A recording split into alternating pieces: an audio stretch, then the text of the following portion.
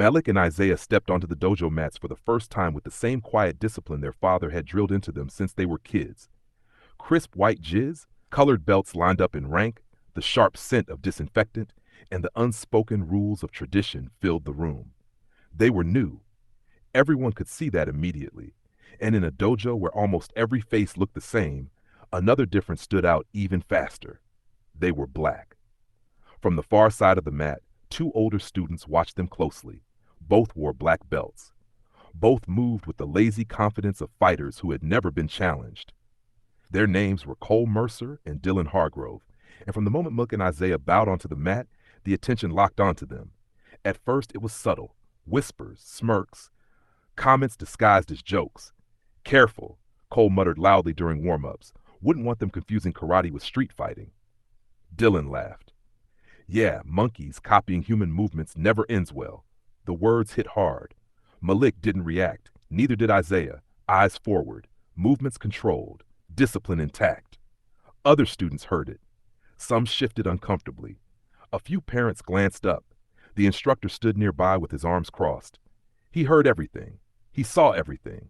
And he said nothing. As the weeks passed, the bullying escalated. Cole and Dylan volunteered to help during drills. Their strikes came harder than necessary. Their throws ended with extra force. When Malik hit the mat too fast, laughter followed. When Isaiah winced, the insults sharpened. Maybe this place isn't meant for your kind, Dylan sneered one evening. Again, the instructor watched. Again, he stayed silent. Bruises multiplied, ribs ached, lips split. Still, the twins never fought back. They bowed, they followed instructions, they absorbed everything. At home, they changed shirts carefully so their mother wouldn't see. When their father asked how training was going, the answer was always the same. Good, we're learning. What no one at the dojo knew was that Malik and Isaiah had been learning long before they ever tied on a belt. They weren't weak. They weren't afraid. They were holding back on purpose. Have you ever watched kids be targeted, humiliated, and physically harmed while the adults responsible for their safety chose silence instead of action? And what would you do if those kids were your own? Before we go further, let me know where you're watching from in the comments. And if you believe children deserve protection, not excuses, make sure you like this video and subscribe to Voices Under Color, because this story shows what happens when silence finally collapses. The change didn't go unnoticed forever. Malik and Isaiah's father noticed it first. His name was Darius King. Darius was a former Special Forces operator.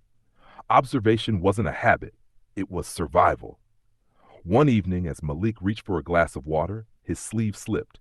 Dark bruises wrapped around his forearm. Darius's eyes narrowed. Who did that? He asked calmly. It's nothing, Isaiah said quickly. Training. Darius didn't raise his voice. Sit. They sat. The truth came out slowly. The slurs, the rough drills, the black belts who went too far, the instructor who saw everything and chose silence. Darius listened without interrupting, his jaw tightening with every word. You remember the rule, he said finally. You don't fight unless your life is on the line. Yes, sir, they answered together. I sent you there to learn discipline, he continued, to sharpen what you already have, not to prove anything. Then his eyes dropped to the bruises. But this, he said quietly, is abuse. Silence filled the garage. Then Darius spoke the words that changed everything. If they touch you again, you end it. The twins looked up. No warnings, no holding back. You defend yourselves completely. The next night, the dojo looked the same mats, same smells, same instructor pretending not to see. Cole smirked the moment he spotted them. Back for more? Dylan stepped forward, voice loud enough for everyone to hear. Let's make it interesting. Duo spar. Both of you. Both of us. Students paused. Parents leaned forward. The instructor hesitated, then nodded. Malik and Isaiah exchanged a glance, calm, focused. For the first time since they walked into that dojo, they weren't holding back. Begin. Cole charged first, fast and aggressive, expecting Malik to fold like before. He didn't. Malik stepped inside the attack and delivered a precise strike to Cole's core. The air left Cole's lungs in a sharp gasp. Dylan froze, just for a second. Long enough. Isaiah swept him clean and followed with a controlled strike. Dylan hit the mat hard, stunned, staring at the ceiling. Gas rippled through the room. Cole lunged again, wild and angry now. Malik slipped every strike, countering with clean, efficient movements. Within seconds, Cole was on the mat, pinned helpless. "Stop!" someone shouted. Too late. It was over. Silence swallowed the dojo as Malik and Isaiah stepped back, breathing steady, faces calm. Cole and Dylan lay on the mat, not just beaten, but stripped of the authority they built on fear. Then the front door opened. Darius King walked in. One glance told him everything. His son standing unharmed. The bullies exposed. The room frozen. "You watched this happen for weeks," Darius said to the instructor, "and you did nothing." The reckoning didn't end there. Parents spoke up. Former students came forward. Investigators dug deeper. A pattern emerged. Racism, ignored complaints, protected abusers. The dojo collapsed under its own silence. The instructor lost his certification. Families pulled their kids out. Sponsors walked away. The building shut down, empty and exposed. Malik and Isaiah walked away with their dignity intact.